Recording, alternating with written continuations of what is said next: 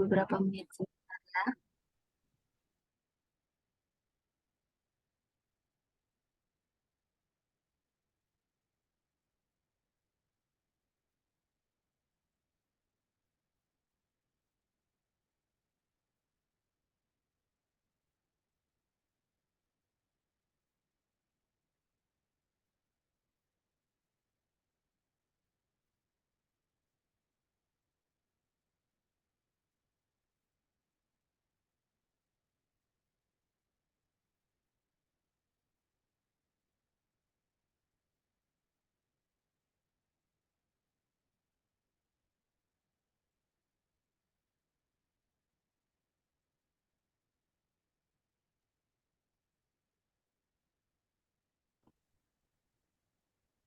Izin dokter, kita mulai ya dok.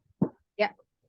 Baik, selamat siang Sobat PMPRS BAM semuanya. Selamat bergabung dalam acara kita di program edukasi masyarakat peduli kesehatan seri ke-15 dengan tema Cara Mengenali dan Mengobati Skabies.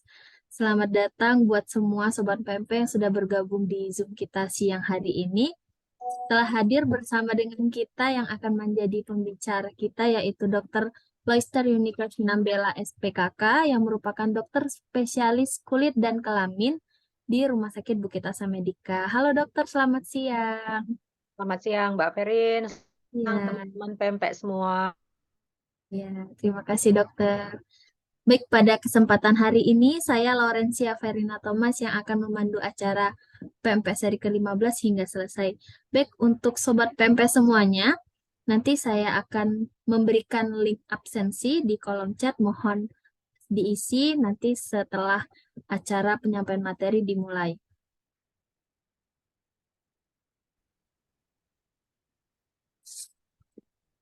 Baik, tidak berlama-lama lagi untuk sobat PMP semuanya, kita akan masuk ke bahasan materi seri ke-15 pada hari ini, pada siang ini yang akan langsung disampaikan oleh Dr. Loister. Sebelum itu saya informasikan untuk semua Sobat PMP yang sudah bergabung, jika nanti ada 1-2 pertanyaan, boleh langsung dicantumkan di kolom chat.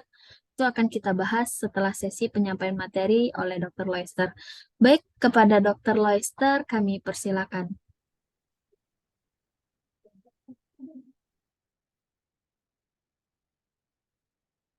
Sebentar Mbak Ferin, tadi sebentar ini sinyalnya agak kurang bagus tadi. Baik, baik dokter. Ya, oke. Ya. Eh, Udah siap Verin share screen dokter? oke, silakan.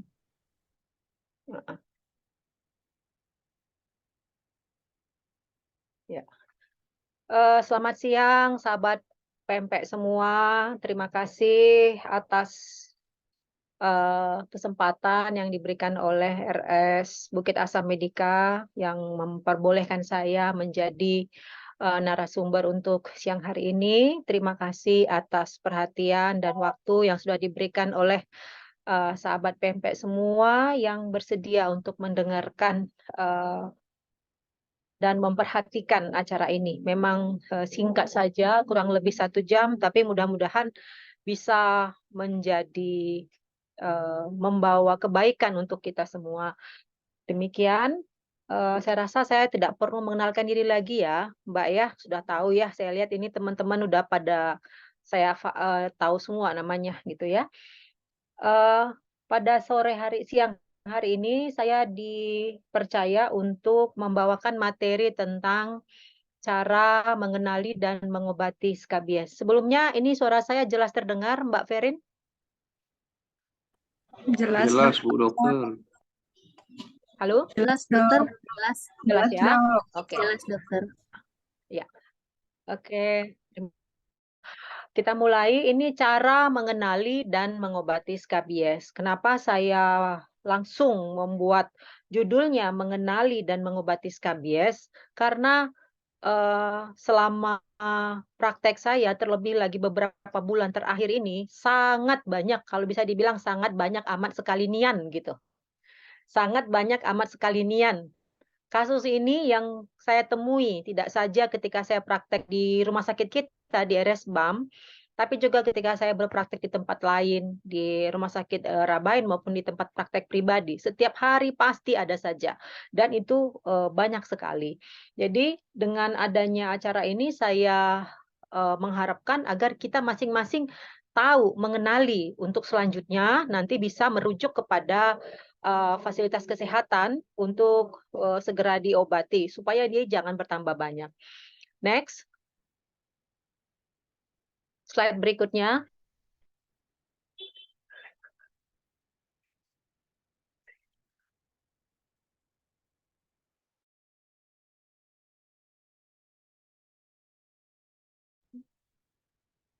Ya, apakah skabies itu? Skabies itu adalah penyakit kulit, disebut juga dengan penyakit gudik, kudis, budukan, atau agugu, adalah merupakan suatu penyakit kulit yang disebabkan oleh tungau atau kutu, Sarcoptes scabiei. Jadi dia bukan infeksi ya, bukan infeksi tapi investasi. Kalau investasi biasanya berupa bangunan, lahan, tapi kalau ini masih kutu di bawah kulit.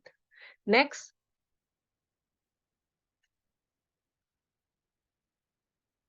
Ya, lanjut lagi Mbak. Next. Ini ada gambarnya ini. Ini gambarnya ini sangat sangat memukau karena diambil dari pakai kamera mikron.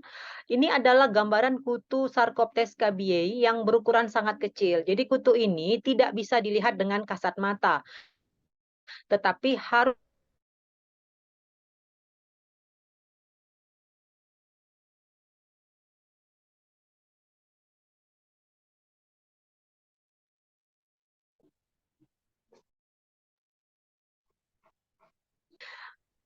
terjeda. next. Slide berikutnya.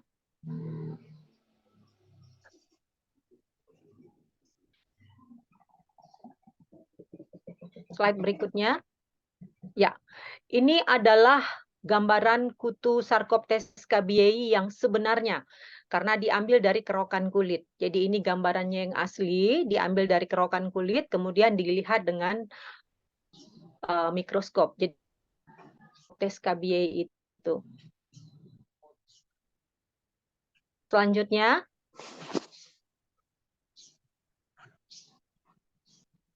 Ya, ini adalah life cycle atau siklus hidup dari kutu Sarcoptes scabiei. Kita lihat dari kanan atas, itu ada dua kutu yang berdampingan. Itu yang besar, yang female, yang perempuan, yang betina, dan yang kanan, yang kecil, itu adalah yang male, yang jantan.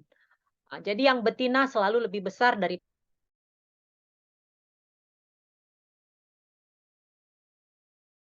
yang jantan akan segera mati. Sedangkan yang betina, dia ini akan menggali terowongan. Dia akan menggali terowongan ke bawah permukaan kulit. Nanti kita akan melihat gambarannya. Dia menggali terowongan ke bawah permukaan kulit, dia memakan kulit kita itu, kemudian di dalam terowongan itu, dia akan meletakkan 2-3 telur per hari. Selama beberapa hari. Jadi bisa lebih dari 10 telur untuk satu ekor betina. Nah, telur ini nanti mungkin berjumlah sekitar 10. Nah, dalam 2-4 hari ini akan menetas menjadi larva. Nah, larva ini kemudian akan bermigrasi ke permukaan kulit. Dia akan berjalan ke permukaan kulit dan dalam 4 hari larva kutu ini akan menjadi nimfa dan dalam 7 hari akan menjadi dewasa. Mulai dari kutu itu diletakkan sampai dia menjadi dewasa hanya membutuhkan waktu sekitar 10-15 hari. Jadi di dalam 2 minggu, seekor kutu itu mulai dari telur sudah bisa memproduksi telur lagi. Dalam 15 hari, sekitar 2 minggu dia sudah dewasa dan bisa untuk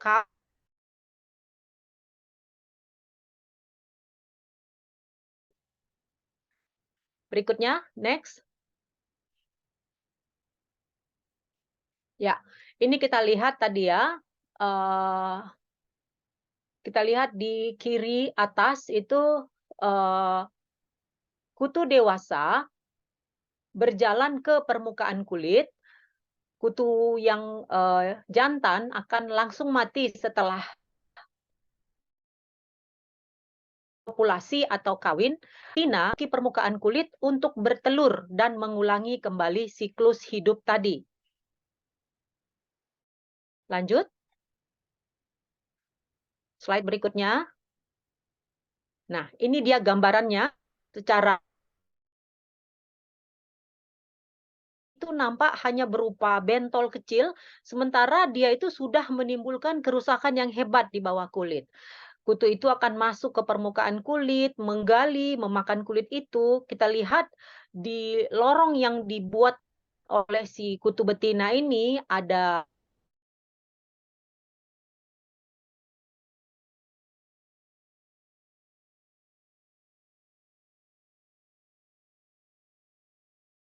menyebabkan penyakit skabies ini sangat gatal karena dia menggali di bawah permukaan kulit.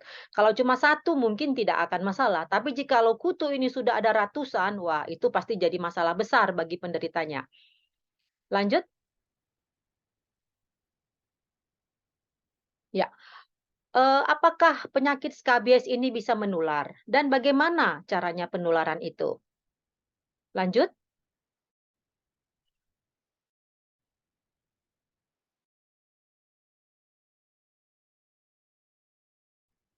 Slide berikutnya.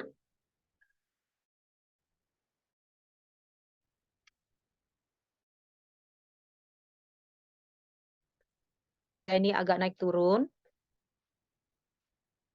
Ya. Ini adalah cara penularan skabies. Ya. Cara penularan skabies yang paling cepat adalah kontak kulit dengan kulit atau skin to skin yang cukup lama dengan penderita skabies. Semakin lama kontak terjadi, semakin besar kemungkinan untuk tertular. Jadi contohnya berpegangan tangan lebih memungkinkan penularan. Semakin lama kita kontak kulit dengan kulit, maka penularan akan lebih besar. Kemudian kontak dengan pakaian, spray, ataupun handuk yang digunakan oleh penderita. Jadi kalau kita menggunakan pakaian atau pinjam pakaian penderita, atau pakaian kita dipinjam oleh penderita, kemudian kita tidur di tempat tidur yang sama dengan penderita, ataupun kita pakai handuknya, maka ini juga bisa menularkan. Skabies biasanya mengenai seluruh anggota keluarga dan lingkungan sekitar. Skabies cepat sekali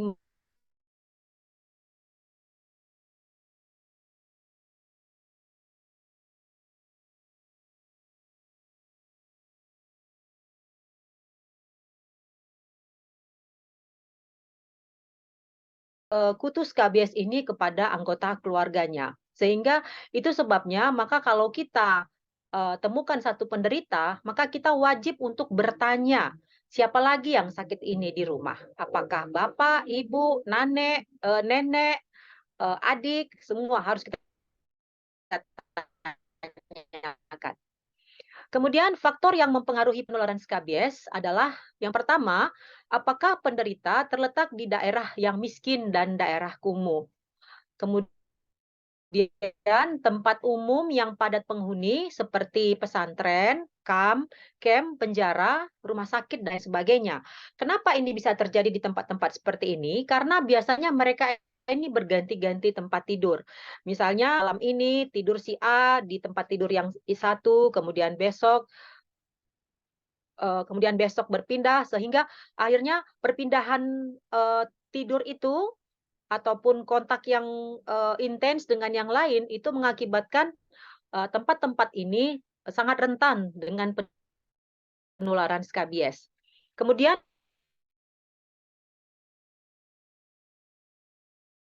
fasilitas kesehatan yang kurang. Lanjut, slide berikutnya.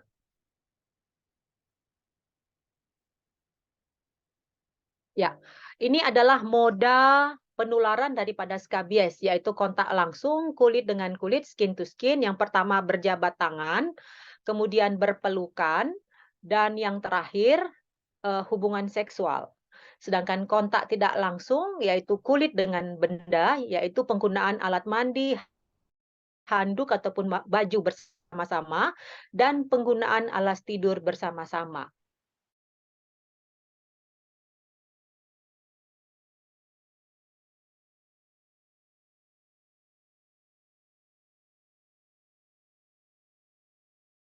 Slide berikutnya.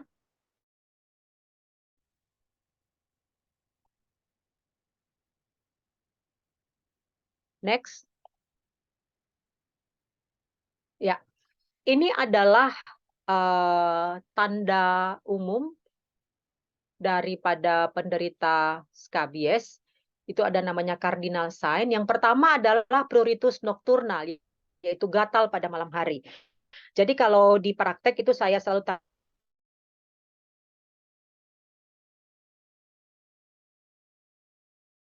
selalu menjawab malam hari, Bu. Saya tidak pacar tidur mulai sore sampai malam, begaruan tula sampai pagi katanya ya. Kemudian menyerang secara berkelompok seperti yang sudah saya katakan tadi. Bapaknya, ibunya, kakak, adik, nenek, kakek, semua yang ada di rumah biasanya kena. Kemudian ketika kita perhatikan di kulit, ada gambaran terowongan disertai benjolan-benjolan dan lepuh merah kecil yang terdapat pada area-area tubuh tertentu. Jadi, kutu ini memilih tempat-tempat tertentu untuk bersarang. Nanti kita akan lihat alasannya. Dan kemudian menemukan tungau. Slide selanjutnya.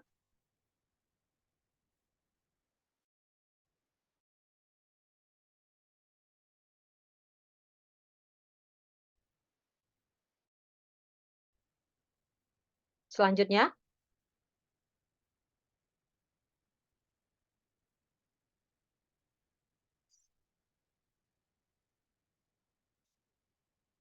Slide selanjutnya, ya. Tanda dan gejalanya muncul dalam 6 minggu semenjak investasi pertama, dan pada kasus rekuren atau ulangan, timbul gejala 1-sampai hari dengan tanda dan gejala sebagai berikut. Yang pertama tadi, berupa bentol merah. Bila sudah parah, dapat disertai luka, nanah, maupun koreng. Kemudian dapat ditemukan burrow ataupun terowongan berupa garis-garis tipis yang berwarna merah, abu-abu, ataupun coklat. Kemudian ada tempat khususnya, yaitu predileksi pada sela jari tangan dan kaki, pergelangan tangan, ketiak, perut, sela paha, bokong, dan penis pada laki-laki. Selanjutnya.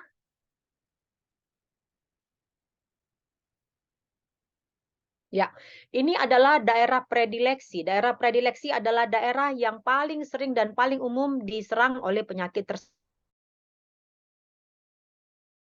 sering terkena skabies. Kita melihat ada daerah dada, kemudian ketiak, perut, kedua lengan, termasuk di sela-sela jari tangan, kemudian di kelamin, kemudian paha, tungkai bawah, dan di sela-sela jari kaki. Dan terutama kalau anak-anak ini biasanya di daerah bokong, di punggung juga bisa, dan di daerah leher belakang. Nah, yang paling sering jikalau pada laki-laki, biasanya kalau penderita laki-laki, maka pertama-tama saya akan lihat tangannya di sela-sela jari tangan, dan setelah itu mendukung, maka saya akan langsung lihat ke kelaminnya. Biasanya di daerah kelamin, di daerah penis maupun di kepala penis, di glans penis, itu akan ada bintik-bintik ataupun bentol-bentol merah. Pasien kadang-kadang suka menyangkal. Nggak ada, Dok. Apakah Bapak ada keluhan gatal di kelaminnya? Nggak ada, Dok, nggak ada. Kenapa? Karena dia khawatir, takut dikatakan penyakit kelamin. Karena terletak di kelamin, jadi takut, nanti aku dibilang terkena penyakit kelamin. Akhirnya saya bilang, bukan Pak, itu bukan penyakit kelamin, itu kutu, tapi sering menyerang di daerah kelamin. Nah, ini adalah daerah-daerah tempat predileksi yang disukai oleh skabies. Kenapa? Karena ini adalah kulitnya tipis. Saya pernah ketemu ada pasien yang hanya ada investasinya itu di kelamin, di daerah zakar dan di daerah penis. Hanya di situ ada beberapa bentol, dan itu sangat susah menyembuhkannya. Jadi di tempat lain tidak ada, hanya di daerah kelamin.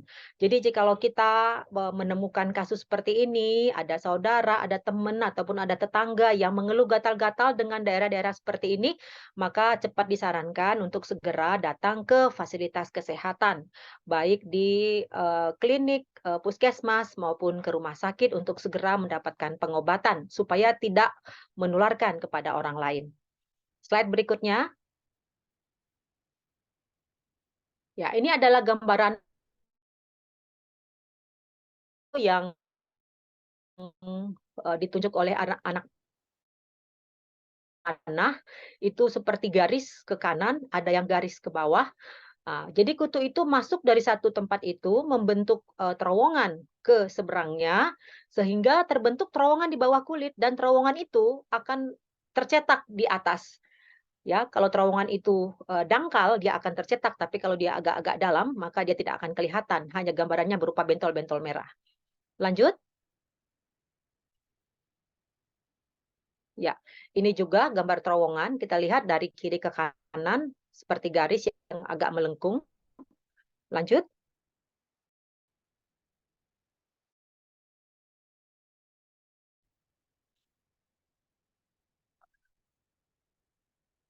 Ya, ini adalah gambaran skabies pada umumnya. Kita melihat ada bentol-bentol yang tersebar merata, yang terutama itu ada di sela-sela jari tangan, kemudian di pergelangan tangan dan di lengan bawah, ya, di lengan bagian bawah. Jadi ini bentol-bentol ini gatal sekali terutama pada malam hari. Lanjut. Slide berikutnya. Ya, ini sama dengan yang tadi. Ini di pergelangan tangan juga, di lengan, dan yang terutama di sela-sela jari tangan. Slide berikutnya. Ya, ini adalah pasien saya sendiri yang datang baik ke rumah sakit maupun ke praktek. Kita melihat bahwa ini kondisinya sudah parah, ya. Sampai ini anak ini pernah ada yang saya rawat inap oleh karena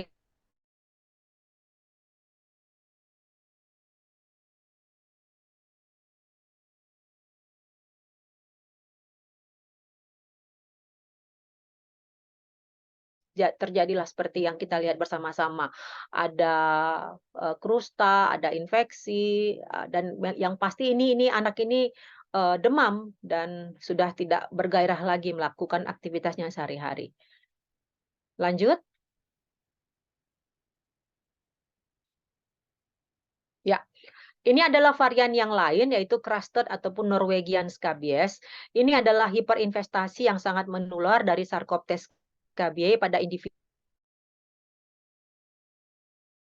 Faktor risikonya adalah lansia, adanya penyakit kekebalan tubuh, contohnya HIV/AIDS, kemudian penyakit kulit yang lain seperti kusta, kemudian sistemik lupus ataupun SLE, dan penggunaan kortikosteroid jangka panjang. Slide berikutnya.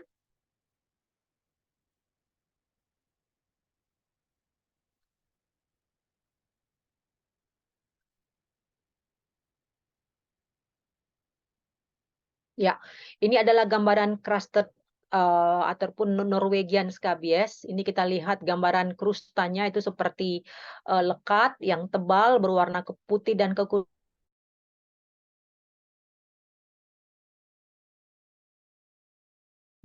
Jadi kalau sudah ada yang seperti ini dan orang-orang tua kita misalnya, karena yang faktor risikonya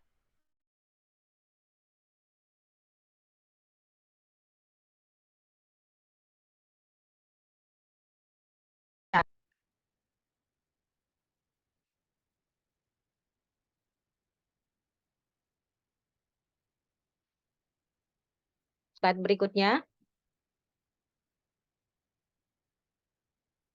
Ya, ini gambaran umum daripada skabies tadi. Slide berikutnya. Ya, Bagaimana cara pengobatan skabies? Ini saya bikin tolong, help please itu. Kenapa? Karena gatal sekali luar biasa ya. Pasien itu nggak bisa tidur kalau malam ya, kita mau istirahat tidur, pasien ini nggak bisa karena sangat gatal. Ini kita lihat tangannya ini, nah tangannya sudah bentol-bentol merah sambil garuk-garuk. Ya, slide berikutnya. Ya, penata laksana ataupun pengobatan sebenarnya tidak terlalu susah ya, hanya menggunakan obat yang tepat jika didukung dengan ya ivermectin oral. Tetapi setelah COVID dinyatakan tidak lagi epidemi, maka ivermectin ini tidak lagi diperbolehkan untuk beredar. Sehingga yang tersedia hanya dalam bentuk topikal, yaitu permetrin 5%. Nah, contoh ini adalah contoh sediaan yang juga ada di rumah sakit kita, di RSBAM. Eee krim ini digunakan malam hari. Jadi kalau saya selalu menginstruksikan kepada pasien saya, Bapak, Ibu, sehabis ibadah ataupun sholat pada malam hari, eee, dioleskan ke seluruh tubuh. Kalau pasiennya besar dengan luas tubuh yang luas, maka ini bisa habis 2 tube. Jadi pemakaiannya hanya 1 kali. 1 kali dioles ke seluruh tubuh, daerah-daerah predileksi tadi tentunya ke seluruh tubuh dioleskan secara merata. Setelah itu, pakai baju dan tidak boleh kena air sampai besok pagi. Jadi nggak boleh lagi kena air selama 8 sampai 12 jam. Kenapa tidak boleh kena air? Tentu saja kalau kena air kremnya akan hilang, akan terhapus ya. Jadi diharapkan setelah menggunakan, permetrin 5%, maka kutu ini akan mati.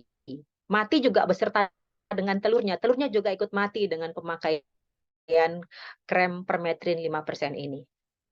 Selanjutnya,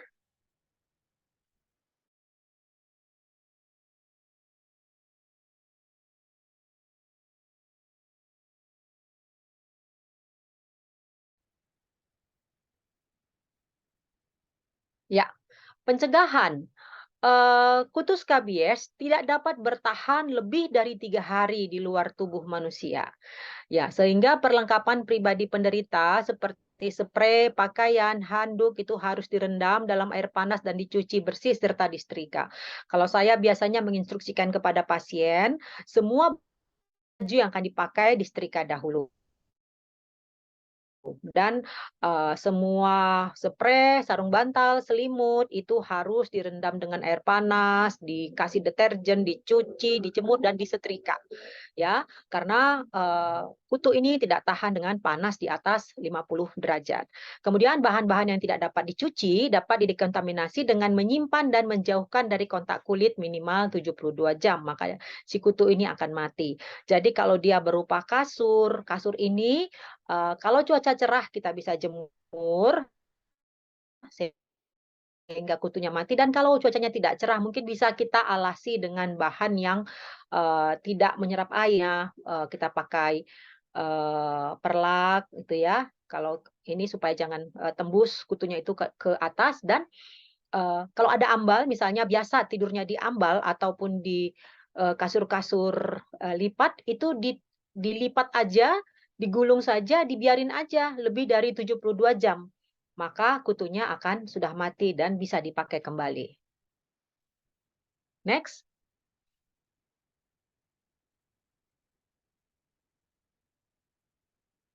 Ya, ini bayinya sudah sembuh dari skabies. Bye-bye skabies. Terima kasih.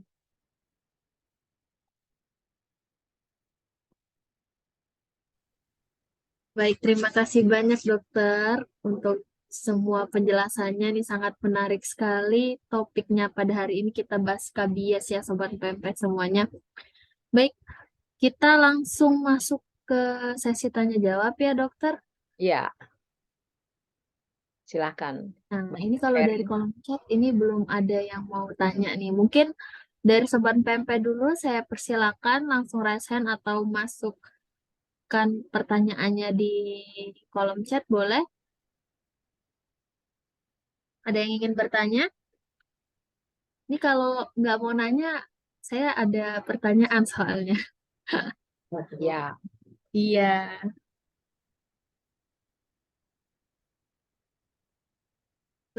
Silakan Sobat PMP semuanya, ada yang ingin bertanya? Sepertinya masih mencerna tadi dokter yang dokter sampaikan. Mungkin saya izin ya, bertanya dokter ya. ya, Kebetulan silakan. saya punya hewan peliharaan di rumah, kucing. Nah, gini dokter, Ya, kadang kan ya, kucing juga ada penyakitnya ya dok ya. Nah, itu kira-kira dok, ya. kita tuh bisa nggak ya tertular skabies itu dari binatang peliharaan? Mungkin dari kucing, anjing, atau binatang-binatang lainnya dokter. Mohon jawabannya dokter. Iya, terima kasih Mbak Ferin. Ini mungkin pertanyaan pembuka ya supaya sobat-sobat PMP yang lain itu Iya, tertarik untuk iya bertanya ya. betul. Iya Ya, dokter. jadi eh, kutu skabies ini namanya tadi adalah Sarcoptes scabiei var hominis ataupun human. Jadi dia ini hanya bisa hidup di kulit manusia. Jadi kalau kucing dan hewan-hewan peliharaan lain itu punya varian sendiri. Dia punya kutu sendiri. Nah, jadi dia bisa masuk ke kulit manusia, tetapi tidak menimbulkan penyakit, langsung mati dia. Istilahnya nggak sesuai habitatnya, Mbak. Nggak sesuai habitat. Nah, jadi kalau skabies ini yang kita maksud pada siang hari ini hanya ditularkan dari manusia ke manusia, tidak dari hewan ke manusia. Kalau hewan ke manusia itu lain lagi. Nanti ada lagi, Mbak. Mungkin kita lanjut, kita bahas di pempek berikutnya ya, Mbak ya. Oke, boleh dokter. Ya, nanti kita atur jadwal lagi dokter ya.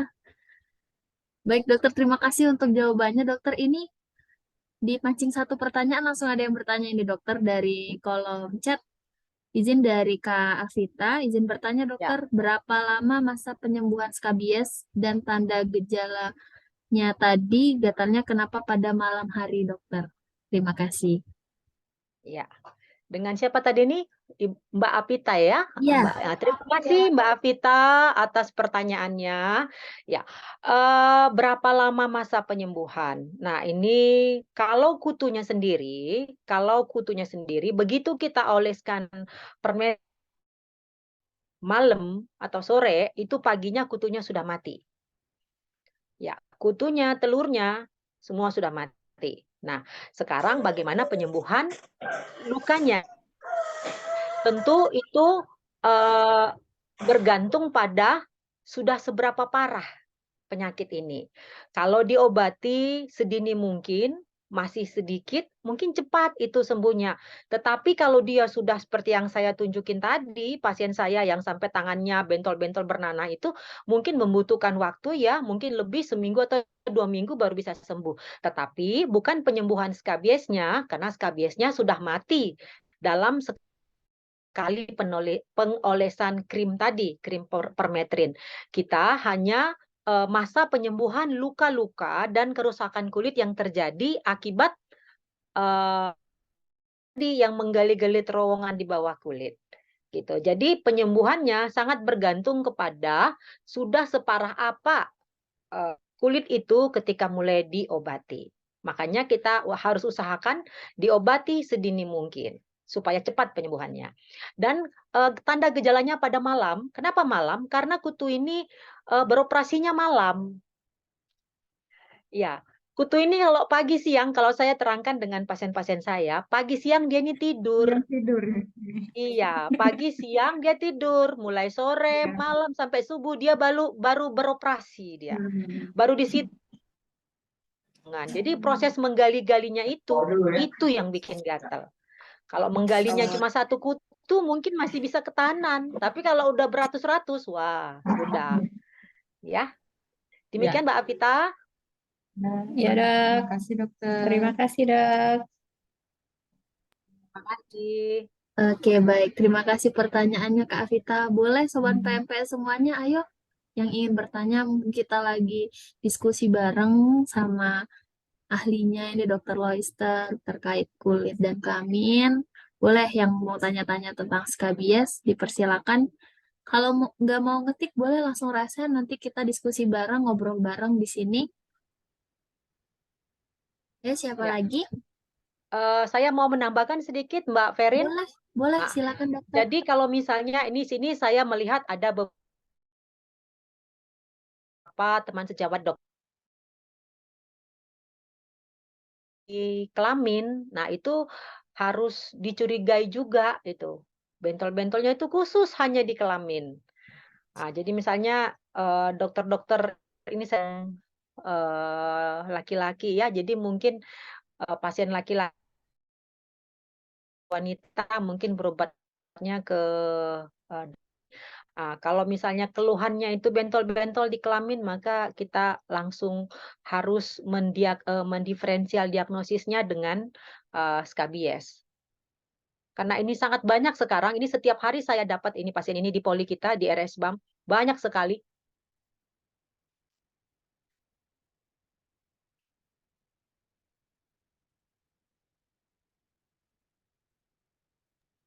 Baik dokter, terima kasih dokter untuk tambahan penjelasannya. Mungkin ayo Sobat Pempek yang ingin bertanya kembali, kita sharing-sharing di sini sama Dokter Loister.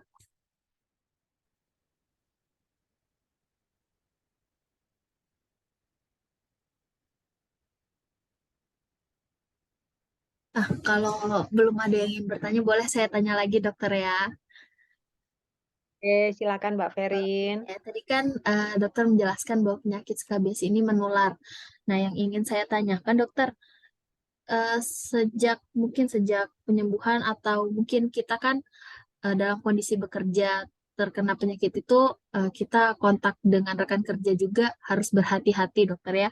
Mungkin yang ingin saya tanyakan Ya. itu kapan saya dapat ibaratnya kapan si yang terkena penyakit ini bisa kembali bekerja setelah diberikan pengobatan itu dokter. Mungkin ada range waktu yang untuk kita bisa kontak kembali kepada rekan-rekan kerja kita. Mungkin boleh dijawab dokter. Ya. Terima kasih. Ya.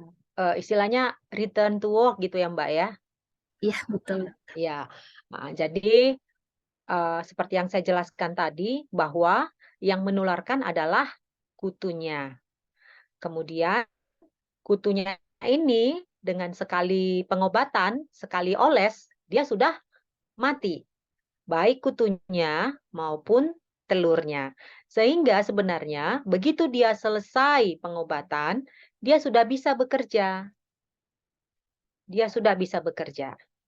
Tidak ada pembatasan harus sekian hari istirahat, tidak ada. Langsung bisa bekerja. Kecuali dia infeksi yang berat, yang infeksius, yang sudah harus membutuhkan istirahat, luka-luka yang ada, itu mungkin perlu istirahat untuk memulihkan infeksi yang ada yang menyertai penyakit ini. Demikian Mbak Ferin. Baik, terima kasih banyak dokter untuk penjelasannya. Ya, saya kembalikan kepada semua sobat PMP yang ada di sini, boleh bertanya? Izin bertanya, Dok? Ya. Ya, Dok. Saya mau cerita sedikit. Jadi kadang-kadang, Dok, kan efloresensi kulit itu kan kadang membingungkan kalau sudah 1 minggu, 2 minggu dengan bekas digaruk, Dok ya. Jadi kadang-kadang kalau lihat siklus skabies itu bisa 2 minggu, kan sebenarnya dia itu termasuk self-limited disease, Dok. Nah, kadang kondisi sudah minggu ketiga, keempat dengan seperti skabies, jadi kita kadang klinisi ini ragu ini apakah mau dikasih obat skabies atau kita mau diagnosanya dengan infeksi sekunder gitu, Dok. Jadi apakah harus tetap dikasih permetrin atau gimana, Dok? Terima kasih, Dok. Ya. Ini dengan Dokter Febri ya. Iya, Dok. Iya. Kalau kita temukan cardinal sign yang tadi itu menemukan adanya pruritus nokturnal, yaitu gatalnya pada malam hari, kemudian efloresensinya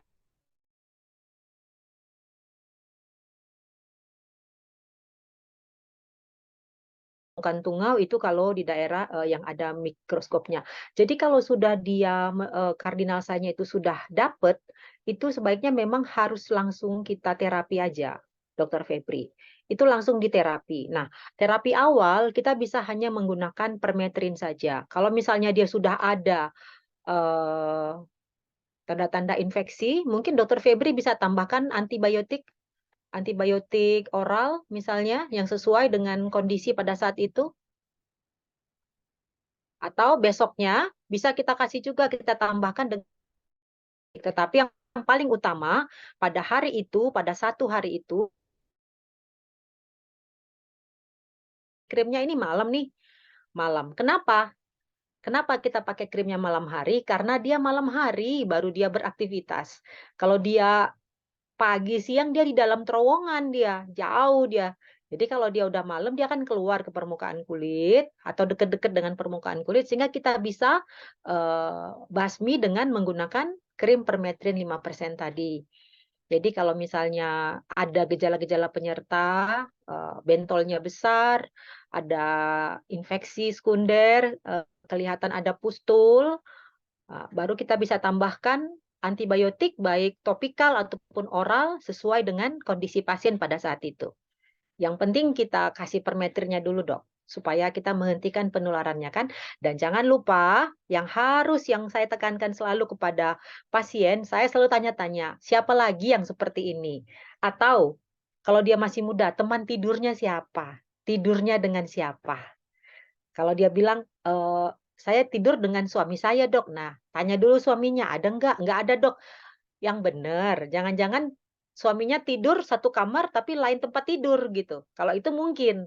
Misalnya dia punya anak kecil, jadi dia tidur dengan anaknya, suaminya di tempat yang berbeda.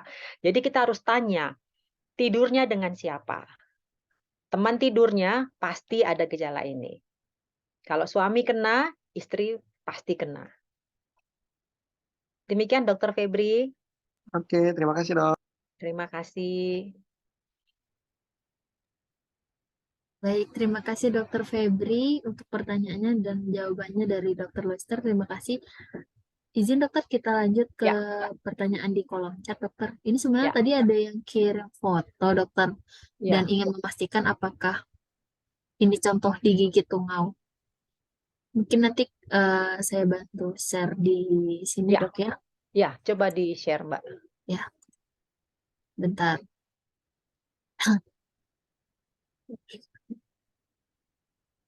Nah, ini dokter, ini hasil kiriman foto tadi dari penanya. Nah, ini kalau dari tampilannya mungkin. Nah, tampilannya mungkin, tapi masih tanda satu. Tadi kan ada cardinal sign. Cardinal sign itu apa? Harus ada pruritus nocturnal. Gatalnya kapan? Malam hari kah? Atau sepanjang hari? Kalau dia hanya malam hari, nah mungkin. Namun itu pun tidak cukup.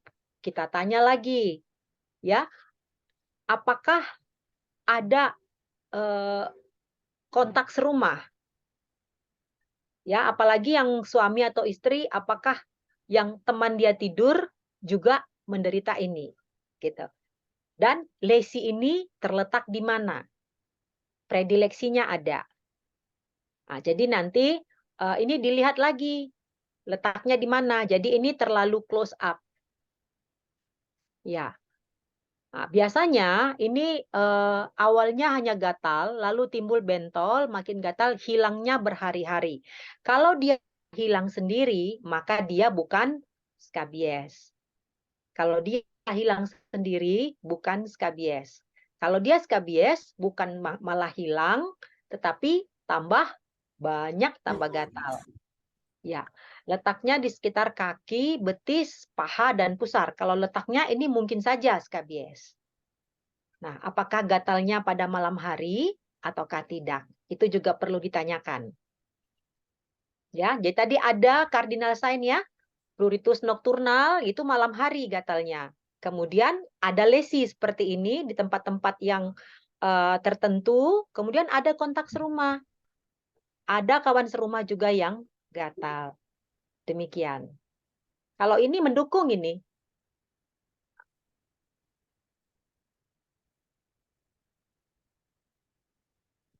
Baik, terima kasih dokter untuk penjelasannya. Ya. Makasih Mbak Fahira. Nah, ini mungkin kita lanjutin yang terkait foto tadi, dokter. Ini Ya. ada tambahannya sepanjang hari, dok. Awalnya hanya gatal, lalu timbul bentol seperti itu, makin gatal.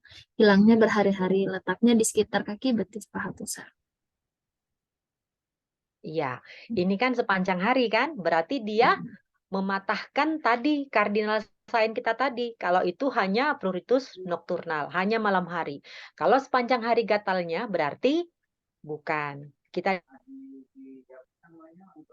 hari-hari. Kalau dia skabies tadi hilangnya gatalnya ataupun bentolnya tidak hilang, tetapi malah bertambah banyak, tambah parah gitu. Ini mungkin penyakit yang lain, Mbak Fahira.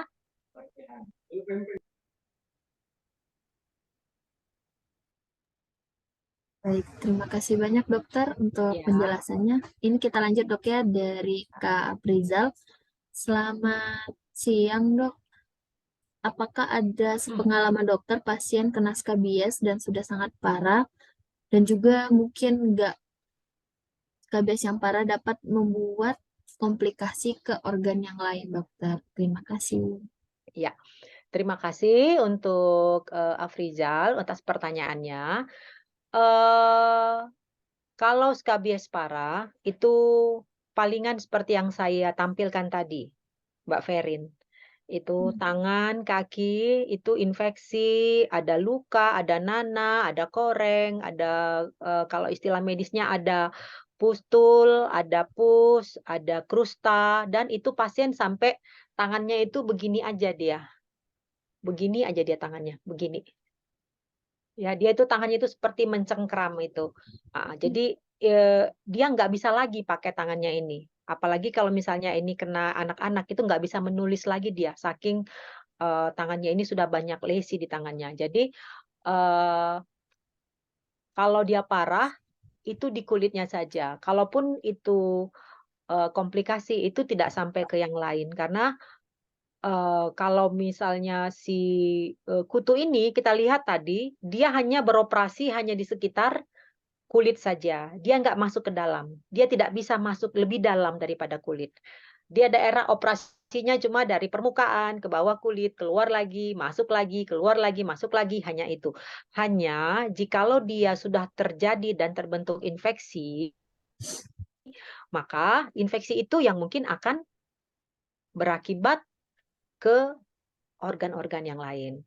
Ya ya, jadi kalau misalnya dia seperti yang tadi itu, yang anak-anak tadi itu yang ada tangannya agak parah tadi, itu yang slide saya yang nomor berapa itu, nah itu dia sampai nggak bisa menulis, itu sampai saya rawat inap itu karena dia demam. Ada tanda-tanda infeksi sudah sistemik. Demikian. Tapi kalau komplikasi ke organ-organ tubuh saya belum pernah menjumpai. Demikian Pak Rizal. Ya, terima kasih banyak dokter untuk penjelasannya. Terima kasih juga Pak Aprizal untuk pertanyaannya. Mungkin mari Sobat PMP yang lain, ada lagi yang ingin ditanyakan bersama Dokter Lester. Izin dokter, saya bacakan dari pertanyaan Kak Widya. Siang dok, izin bertanya. Berapa lama waktu penularan apabila sudah kontak dengan penderita skabies? Dan apa yang harus dilakukan apabila kita baru kontak dengan penderita? Terima kasih dokter. Ya, terima kasih atas pertanyaan Mbak Widya. Ini berapa lama waktu penularan apabila sudah kontak? Nah, tadi kan kita melihat di slide yang sudah saya berikan bahwa kutu itu ya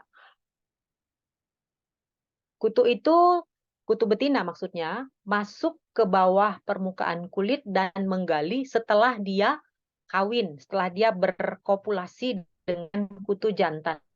Maksudnya di bawah permukaan kulit ya. Nah, begitu terkena, sebenarnya proses dia menggali itu sudah terasa loh. Saya sering menginiin pasien ya, memeriksa pasien terkadang kalau saya periksa itu saya pegang, habis itu terasa seperti gatal-gatal gitu ya. Nah, jadi sebaiknya kita itu kalau memang baru menyadari bahwa kita kontak dengan pasien, itu kita langsung cuci tangan ya, cuci tangan pakai sabun. Ya, kemudian kita harus ingat tadi bahwa kontak jabatan tangan 5-10 menit itu yang mempertinggi risiko penularan. Nah, apakah waktunya itu sudah dicapai? Ini kan, dan apa yang harus dilakukan apabila kita baru kontak? Kontaknya itu seberapa lama? Seberapa lama? Ya. Kemudian kalau dia kontaknya lama, maka ini tadi kita lihat cara penularannya tadi, ya, bahwa gejalanya itu akan timbul dalam 2-6 minggu. 2-6 minggu. Tapi lama ya sebenarnya ya, tergantung keras kulitnya kalau ya. Ya, kalau dia pas kena di tempat yang tebal mungkin lebih lama ya. Nah, tapi kalau dia udah kasus ulangan, gejalanya dapat timbul 1-4 hari. Demikian Mbak Widya. Baik, terima kasih banyak dokter untuk penjelasannya.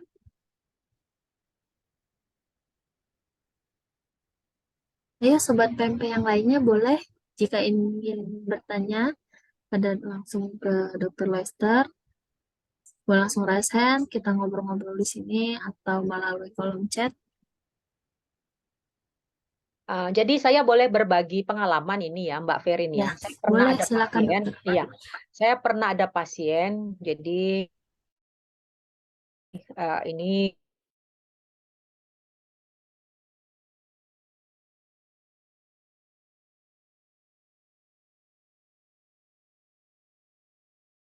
belakang.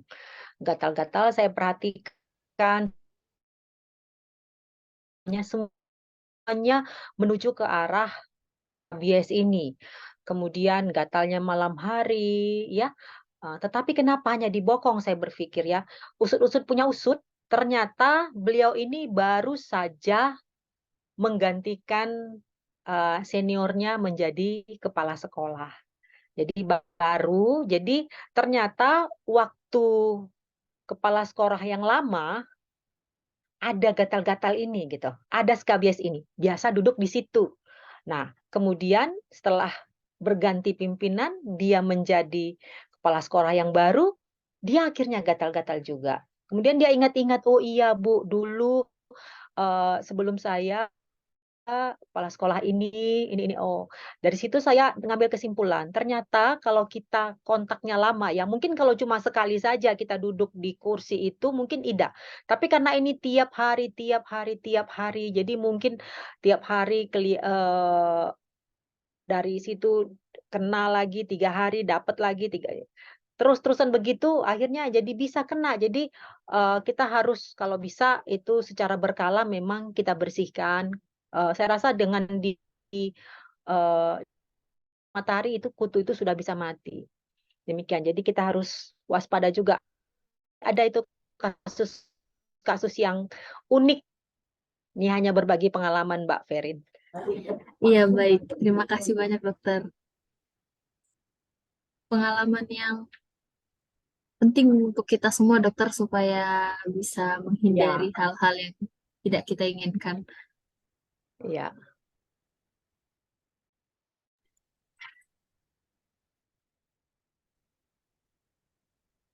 Baik, dari Sobat PMP semuanya ada lagi yang ingin ditanyakan? Sebelum kita tutup PMP seri ke-15 pada sore hari ini, saya persilakan.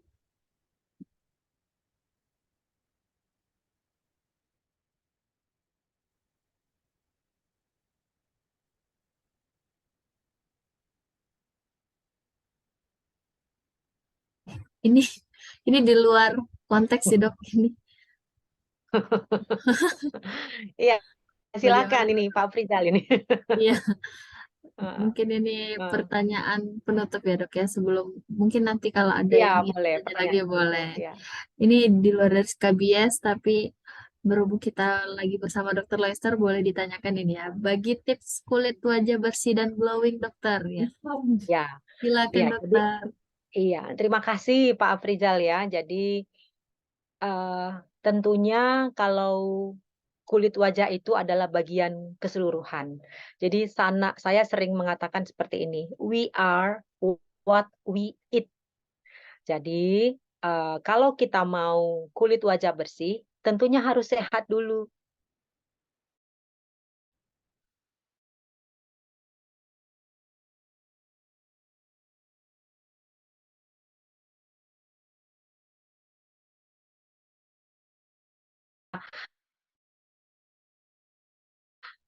Olahraga, tidur cukup, minum air putih cukup, makanan dijaga, semua harus mendukung. Kalau itu sudah mendukung, maka kulit itu tinggal poles aja, dikit lagi jadi glowing kok. Dikit lagi jadi glowing. Iya. Ya, jadi harus sehat dulu orangnya. Gitu. Karena kulit itu merepresentasikan kesehatan kita secara umum. Jadi kalau ada pasien datang gitu, saya bisa lihat nih, kalau kulitnya itu kusam, kering, bentol-bentol, nah ini pas something happen di dalam. Something happen di dalam. Makanya saya langsung tanya, "Bapak, Ibu ada sakit apa lagi? Apa makan obat ini? Apakah sakit ini?" Dan biasanya itu akan kelihatan, ya. Nah, jadi kembali ke pertanyaan, tips kulit wajah bersih dan glowing, yang pertama, jaga kesehatan kita dulu. Kesehatan harus prima. Kalau kesehatan sudah prima, gitu. Silakan datang deh ke poli kulit ya, RS-BAM yo, Aprijal yo. Ya, tuh. Langsung ketemu langsung Dokter Loister ya, biar kulitnya bisa Iya, glowing seperti Dokter iya, Loister. iya. Kita berbagi tipsnya di poli ya, Dok ya. Betul, Iya, betul. Iya, betul. Iya. baik. Terima kasih dokter sekali lagi untuk penjelasannya. Boleh, Sobat PMP ada lagi yang ingin Ya. ditanyakan sebelum kita tutup sesi PMP kita pada hari ini? Baik. Sepertinya sudah cukup, dokter. Ada lagi nih yang ingin Ya. bertanya? Silakan sebelum kita tutup.